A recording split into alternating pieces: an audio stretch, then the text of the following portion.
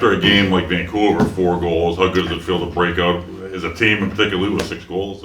Yeah, I mean, individually, put aside anything, right? It can be anyone. I got a lot of good looks based on, like, none of them were straight to the net, right? They were all assisted, all picks, all everything like that. So it could have been anyone, but it feels good. I think we were overthinking in Vancouver, right? You build up this game, you overthink your shots. You saw a lot of drop passes. Tonight we're shooting the ball the way we want to shoot the ball. See net, hit net. There's no overthinking it, right? From what I've always said is the hardest part of being an offensive player is the easiest part is scoring the goal. The hardest part is getting the look, right? We're all here because we can generate the opportunities to get the looks. There's a lot of guys out there that probably shoot the ball a lot better than me, but my teammates help me get the ball, get those looks, and the easy part is putting it in the net. The hard part is getting those looks. How does it feel to come away with a win like that, knowing you're this close to elimination? Yeah, that was a must win, right? I mean, Will can attest to it. That was a playoff game for us. We came into this game not worried about anything else but winning this game. This is a playoff game, right? You try not to look ahead, you try not to look at the standings, you try not to look at what needs to happen along the league, right? For us, the only thing that we knew that needed to happen was win this game and look forward after it, right? Look forward now. But everything that we did in preparation, film, recovery, sleep, adapting back from the time change from Vancouver, right? That took a couple days. So everything was looking forward to this game and getting a win tonight and doing whatever it took. And, every guy in that locker room, even the guys who weren't playing, everything, practice, scout, walk through, film, everything was focused on winning this game. And I give kudos to all of our guys, coaching staff as well for preparing us the right way. And focus is obviously one thing, but there has been a shift for you guys in the second half of the season. I guess, Will, you can start. What is it like, or what's been going on that things have kind of turned itself around? I think from the start of the year, even till now, we've felt really good about our team. One thing that I've loved about it is even when we were 2-8, there was no kind of turning on each other or anything. We were all sticking together, sticking with the process. We've made some minor changes, but I think it also just goes with putting in that little extra effort. You can see today those little small plays that turned into massive plays in such a tight game like that. So I think just sticking together as a group, we have great coaches, great leaders, and they've kind of paved the way for us and kind of show us the ropes. So yeah, no, it's just kind of sticking with the process. I wouldn't say there's been a huge, massive change, just kind of staying positive and putting in that little extra effort. And so what's it been like for you and some of the healthy guys in the back end of the season? Nishimura's been out, Colton Watkins missed a bunch of games, Wagner's been out a bunch as well. That puts a lot of pressure on you guys, but you seem to be up to the challenge. Yeah, I mean, even if those guys aren't playing, having them around is really awesome. We had Wags, Nish, all those guys here today, and even just in the locker room, it's really positive. All the leaders, Waddy, Chakowski, Nards, all of them have done such a great job of helping out the newer guys. So they don't make you feel like you're just some rookie and you need to do whatever they say. It's always a kind of two-way conversation, so pretty much full credit to them. And let's not forget your goal today. That's a pretty crazy one. Listen, you and Joe almost working in tandem on that one. Can you take us through that one, please? Yeah, I think Joe's the best face-off guy there is. You saw that ball, we had no business getting that ball. They got there first. I didn't even see him coming, and all of a sudden he was completely horizontal in the air, diving, knocked it out of the guy's stick. So that was just an unreal effort play. That's kind of going back to what I was saying before. That's one of those things where, if that play doesn't happen, you might not think diving for a loose ball is going to affect the whole game, but it made such a big difference. So I think Nards' effort, he never turns it off, so I love playing with him. Will, a lot of the going into the season for you was rehabbing from your injury last year. After, a full season under your belt, how are you feeling going into your NLL games? A lot of look has been gone to you as sort of one of the better defensive players, one of the better transition players. I mean, Clarkey himself has spoken about your accolades and your accomplishments this season alone. It's been really fun just getting back out there.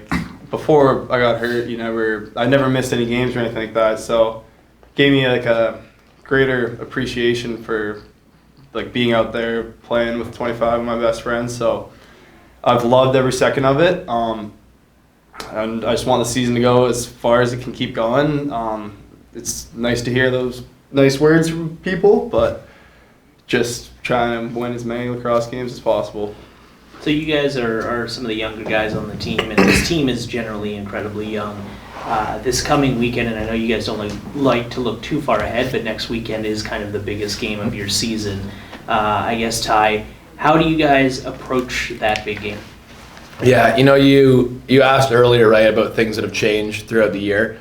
And I think one of the bigger things that no one's really talked too much about is the additions of our vets, right? Kyle Jackson and Ethan O'Connor are two guys we kind of brought in around the deadline, and Ethan O'Connor was after the deadline. But what those guys bring from an experience perspective goes without saying, right? We're obviously a young offense. You bring KJ in, and that immediately helps out everyone, right? We're even a young defense. We got some veteran guys back there, but we're a younger defense, and you bring Ocon back there who's been through the ringer. He's done it all. He's been there. And just the voice, right? The calming presence. So look, we're looking at those guys, whether they've been here for a day, a week, a month, 2 months, the whole season. We're looking at those guys, right, to be leaders in that position. But I think in preparation for this week, it just goes the same as normal, right? Goes the same as this past week, same as the week before. I always try to prepare the same way. Watch film or rewatch this game a couple times. Go right into some other San Diego film from I was watching last year's games. Whatever little nicks we can find to give us an advantage, right? Like Will was saying about Nards in the face-off game, right? I think our ball team, for me, I play on the opposite side of the ball team. I think I could have done a better job supporting him. So trying to figure out what angles I can take to help that, but just little things, right? Like we say all the time, this league's a 1-goal league, right? You saw it tonight. We get an empty netter, make it a 2-goal game. At any point in time, right? We don't have the best goal in the world. That game can shift a little bit, but it's a 1-goal league, so you're always looking for little ways to improve effort plays, block shots, angles on your shots, where to set a pick. A pick could be a second late, and the whole thing's blown up, right? So just little plays, little things, watching film, but going in confident, right? We came in, I thought, really loose today. I think in Vancouver we were kind of holding our sticks a little tight, especially offensively. But today we came in loose, nothing to lose, right?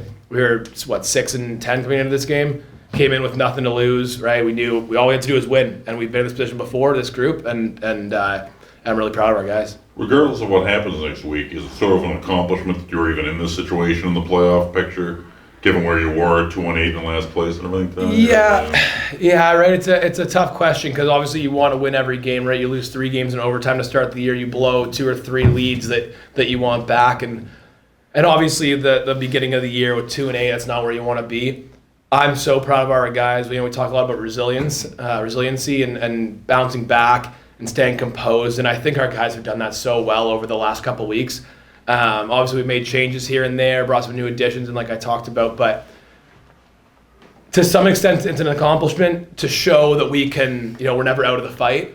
And at the same token, right, you're showing that we could have avoided this situation, but right now there's no looking back. It's only looking forward.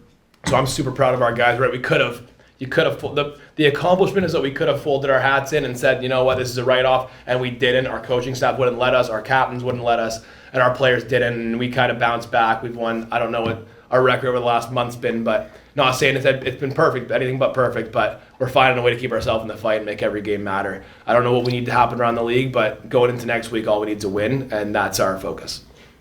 So you've talked about confidence and composure, and there's a lot about mentality here.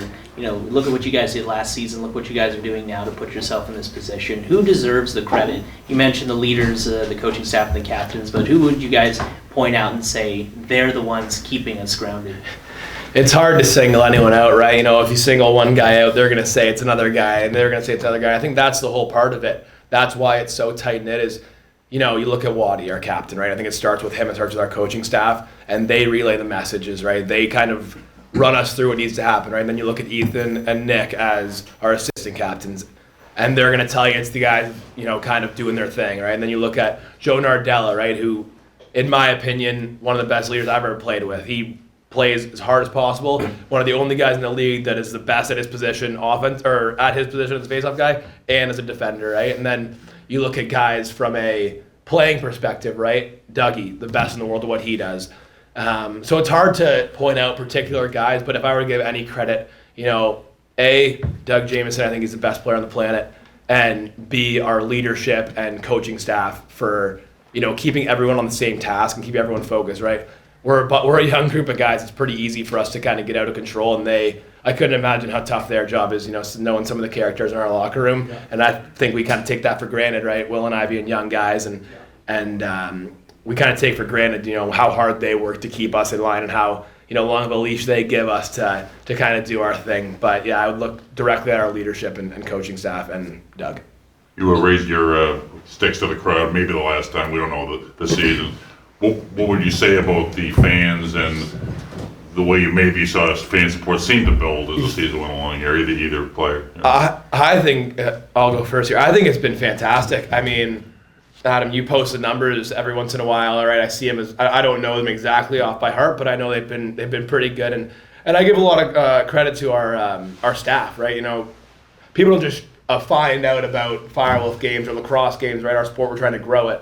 People don't just find out about that just by word of mouth, right? It takes a lot of putting it out there, social media. I don't know all the channels. I'm not really good with that stuff, but a lot of credit to our staff behind the scenes who no one really talks about, and it's been fantastic.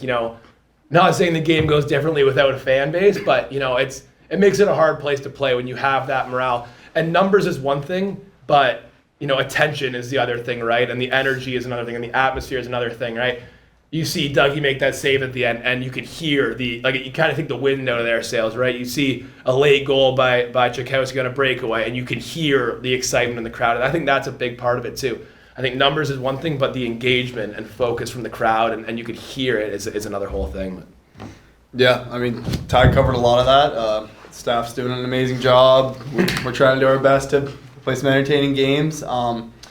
But it's been great to see the fans showing out. The growth over the last couple of years has been awesome. So I think even doing school visits and everything like that has been really cool. You meet a lot of people in the community. You meet a lot of kids, or we do other types of visits, hospital visits, stuff like that. Will's part of the staff, by the way. Yeah, but go say you do a school visit during the week, and then you see that kid at the game, and he didn't know what lacrosse was before he came there. So that's kind of rewarding too. Is just introducing the game to a lot of people, because I think once you see a lacrosse game, even if you know nothing about it, you're probably going to want to come back. I don't know how you couldn't have had fun tonight. So it's been awesome, and their support really helps.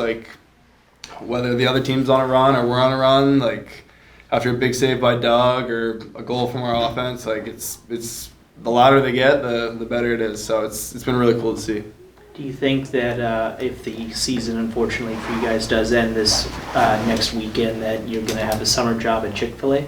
I don't know if they'd hire me. I didn't do a great job. That's I'd say out of the three of us, Dyson probably did the best job. Me and Sammy were struggling a little bit. I'll give them their credit. It's working the draft is a lot harder than you'd think. Fast pace. So probably not.